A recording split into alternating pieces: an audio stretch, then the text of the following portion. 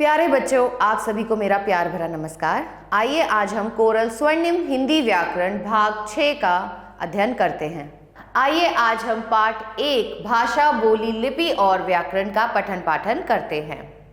भाषा। बच्चों, भाषा क्या होती है? आपको पता है मनुष्य एक सामाजिक प्राणी है। मनुष्य को अपने भावों को, अपने मन की बातों को, सब चीज़ों को प्रकट करने के लिए कोई ना कोई माध्यम की आवश्यकता होती है। उसी माध्यम को बच्चों हम भाषा कहते हैं। तो हम अपने मन के विचारों को, अपने भावों को जिस प्रकार से प्रकट करते हैं वह हमारी भाषा कहलाती है। मनुष्य एक सामाजिक प्राणी है। उसे अपने मन के भावों, विचारों को अभिव्यक्त करने और दूसरों के भावों और विचारों को समझने की इच्छा होती है। इसलिए विचारों का आदान प्रदान करना हमारे लिए अनिवार्य हो जाता है। सुनकर व पढ़कर दूसरे के विचारों को ग्रहण करता है तथा बोलकर एवं लिखकर अपने विचारों को हम व्यक्त कर सकते हैं।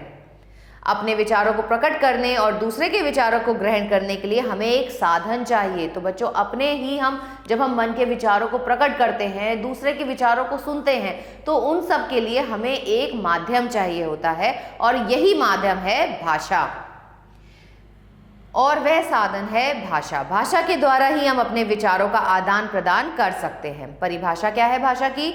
जिस साधन के द्वारा मनुष्य अपने मन के भावों अथवा विचारों को स्पष्ट रूप से दूसरों को प्रकट करता है तथा दूसरों के भावों अथवा विचारों को ग्रहण करता है, समझता है, उसे हम भाषा कहते हैं। भाषा के भेद। बच्चों, भाषा के 2 भेद होते हैं। एक को हम कहते हैं मौखिक भाषा और एक को कहते हैं लिखित भाषा। जब हम बोलकर अपने विचारों को प्रकट करते हैं तथा सुनते हैं दूसरों के विचारों को, तो उसे हम बोलते हैं मौखिक भाषा, जैसे कि आप रेडियो में सुनते हैं। उसके बाद आती है लिखित भाषा। लिखित भाषा में क्या होता है? आप अपने मन के भावों और विचारों को लिखकर प्रकट करते हैं, जैसे कि आप पत्र लिखते हैं। मनुष्य अपने मन के भावों या विचारों को 2 प्रकार से प्रकट कर सकता है, बोलकर या लिखकर। इस प्रकार भाषा के 2 रूप होते हैं। कौन कौन से होते हैं? मौखिक, उच्चारित अथवा कथित भाषा। जब मनुष्य बोलकर उपस्थित व्यक्ति या व्यक्तियों पर अपने विचारों को प्रकट करता है तथा उपस्थित व्यक्ति उसे सुनते हैं, तब वह भाषा के मौखिक, कथित तथा उच्चारित रूप का प्रयोग करते हैं। लिखित भाषा। जब हम अपने मन के भावों और विचारों को लिखकर दूसरों के सामने प्रकट करते हैं, तो उसे हम बोलते हैं लिखित भाषा। जैसे कि आप उदाहरण में देख सकते हो, पूजा अपनी सहेली को पत्र लिखकर अपने घर की बातें बता रही है। अरुण और संजय अपने मन की बातें कह रहे हैं। तो यहाँ पर क्या है? यहाँ पर मौखिक भाषा का प्रयोग हो रहा है और यहाँ पर लिखित भाषा का प्रयोग हो रहा है। अध्यापक अपने संकेत से बच्चों को चुप रहने और बैठने का संकेत कर रहे हैं। बोली। बोली भाषा का वह रूप है जो एक बड़े से क्षेत्र में बोली जाती है। जैसे कि बच्चों, अगर आप गुजरात में जाते हो तो वहाँ पे गुजराती बोली जाती है, पंजाब में जाते हो तो पंजाबी बोली जाती है, हरियाणा में जाते हैं हम तो हरियाणवी भाषा बोली जाती है। तो जो एक बड़े से क्षेत्र में जो भाषा बोली जाती है उसे हम बोली कहते हैं।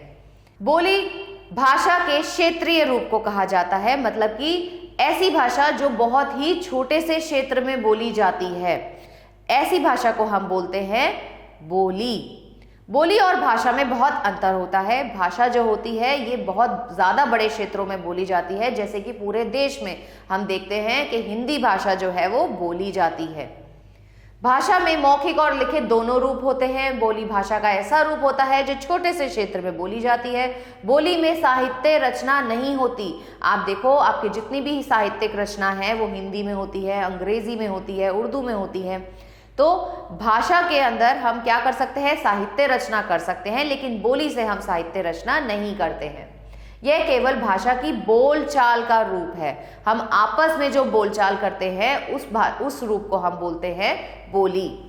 भाषा के निम्न रूप पाए जाते हैं। मातृभाषा। मातृभाषा कौन सी होती है? बालक अपने परिवार के सदस्यों के बीच रहकर अथवा माता से जो भाषा सीखता है उसे मातृभाषा कहते हैं। जैसे मदर टंग, जैसे हमारी मदर टंग क्या है? हिंदी है।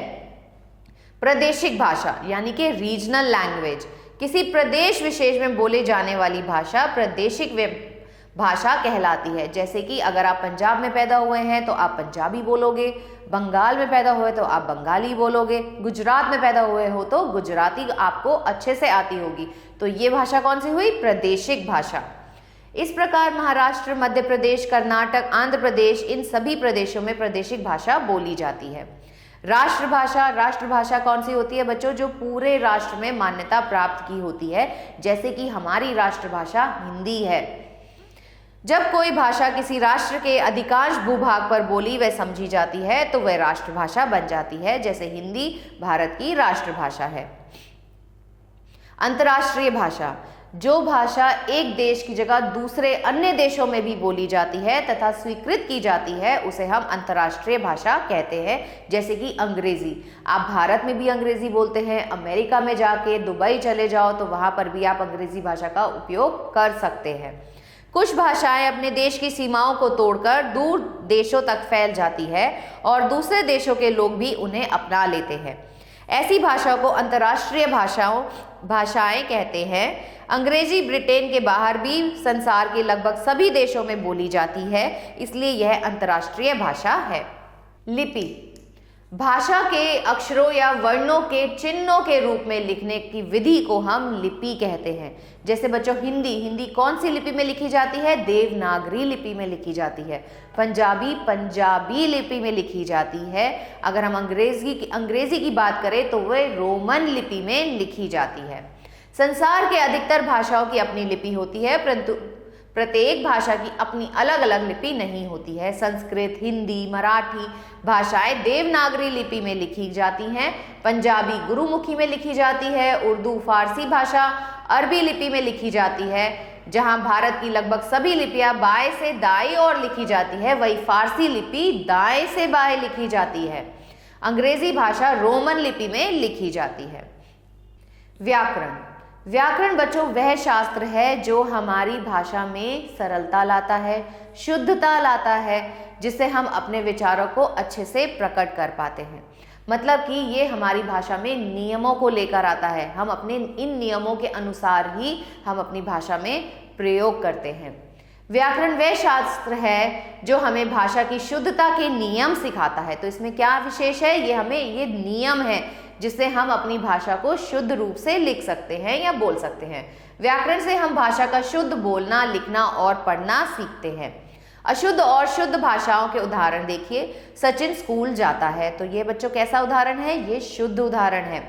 मोहिनी गाना गाती है, लेकिन वहीं अगर मैं ऐसे लिखूं इसको, सचिन स्कूल जाती है, मोहिनी गाना गाता है, तो ये क्या होंगे? ये गलत हो जाएंगे। तो इन्हें अशुद्ध कहा जाएगा, क्योंकि व्याकरण के अनुसार क्रिया का लिंग वही होता है जो कर्ता का हो। अर्थात यदि कर्ता स्त्रीलिंग हो तो क्रिया भी स्त्रीलिंग ही होगी। भाषा और व्याकरण का संबंध बिल्कुल वैसे ही है जैसे गाड़ी में लगे हुए पहिए। तो भाषा और व्याकरण दोनों ही साथ साथ चलते हैं। अगर भाषा में व्याकरण ना हो तो आप अनेक प्रकार की अशुद्धियों का आपको सामना करना पड़ेगा।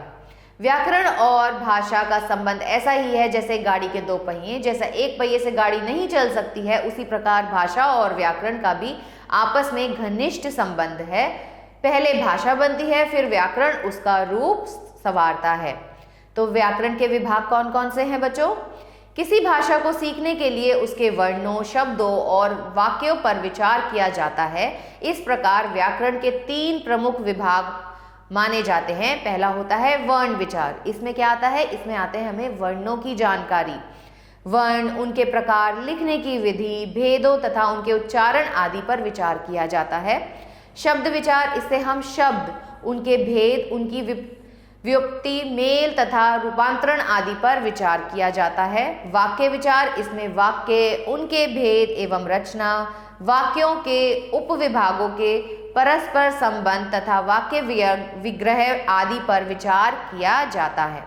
उपयुक्त 3 विभागों के लिए निम्नलिखित उपविभाग होते हैं। जैसे व्याकरण में आप देखो 3 भाग हैं, वर्ण विचार, शब्द विचार, वाक्य विचार। वर्ण विचार में आता है अर्थ का आधार, स्वर। शब्द विचार रचना का आधार, उत्पत्ति का आधार, अर्थ का आधार और रूपांतर का आधार। रूपांतर के आधार को आप फिर से 2 भागों में बांट सकते हैं, अविकारी, विकारी। अविकारी में आ जाते हैं आपके क्रिया विशेषण, विस्मयादि बोधक, संबंध बोधक, समुच्चय बोधक।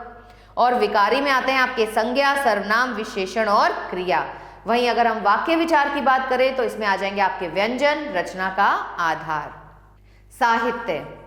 साहित्य क्या होता है बच्चों? जैसे कि आपने देखा है, आप अपने पाठ पढ़ते हैं तो उसमें कैसी भाषा होती है? सुंदर भाषा लिखी होती है, सरल भाषा लिखी होती है, ऐसी भाषा जो हमारे मन को प्रिय होती है, तो इसे ही हम बोलते हैं साहित्य। सुंदर अर्थ वाले शब्दों की रचना जो मन को आह्लादित करें तथा समाज के लिए भी हितकारी हो, उन्हें साहित्य कहते हैं। साहित्य का सामान्य अर्थ गद्य और पद्य के रूप में लिखा जाता है। गद्य में निबंध, उपन्यास, कहानी, लघु कथा, नाटक, एकांकी, पत्र आदि होते हैं, इन्हें विधा कहते हैं। पद्य में गीत और कविताएं होती हैं। आइए बच्चों इसका अभ्यास कार्य करते हैं। सही शब्दों की सहायता से रिक्त स्थानों की पूर्ति कीजिए। हम अपने मन के विचार बोलकर या लिखकर दूसरों पर प्रकट कर सकते हैं। जब हम अपने विचार लिखकर प्रकट करते हैं तब वह भाषा का लिखित रूप कहलाता है या लिखित रूप होता है। लिखित भाषाओं में विभिन्न ध्वनियों के लिए निश्चित चिन्हों को लिपि कहते हैं। बाकी के भाग आप अपने आप से अपनी अभ्यास पुस्तिका में करेंगे। कोष्ठक में से सही शब्द चुनकर रिक्त स्थान भरिए। मनुष्य एक सामाजिक प्राणी है। गूंगे बहरे लोग सांकेतिक भाषा से ही भावों का आदान प्रदान कर लेते हैं। डैश भाषा में भाव और विचार बहुत दिनों तक सुरक्षित रखे जा सकते हैं। तो ये लिखित भाषा में बच्चों आप संरक्षित कर सकते हैं। बाकी के भाग आप अपने आप से अपनी अभ्यास पुस्तिका में करेंगे। वाक्य के सामने सत्य और असत्य का चिन्ह लगाइए। भारत की राष्ट्रभाषा अंग्रेजी है, नहीं हिंदी है। भाषा के लिखने का ढंग लिपि कहलाता है। संस्कृत, हिंदी व मराठी भाषाएं देवनागरी लिपि में लिखी जाती हैं, बिल्कुल सही। बाकी के भाग आप अपने आप से अपनी अभ्यास पुस्तिका में करेंगे। सही विकल्प चुनकर वाक्य पूरे कीजिए। डैश के द्वारा हम अपने विचार दूसरों तक पहुंचा सकते हैं। तो भाषा के द्वारा लिखकर विचार प्रकट करना भाषा का लिखित रूप होता है। भाषा का क्षेत्रीय रूप बोली कहलाता है। मातृभाषा हम अपने घर में सीखते हैं। डैश वह शास्त्र है जो हमें किसी की शुद्धता के नियम सिखाता है, तो वो है व्याकरण। आशा करती हूँ आपको यह पाठ अच्छे से समझ आया होगा। मिलते हैं अगले पाठ में, तब तक के लिए आभार।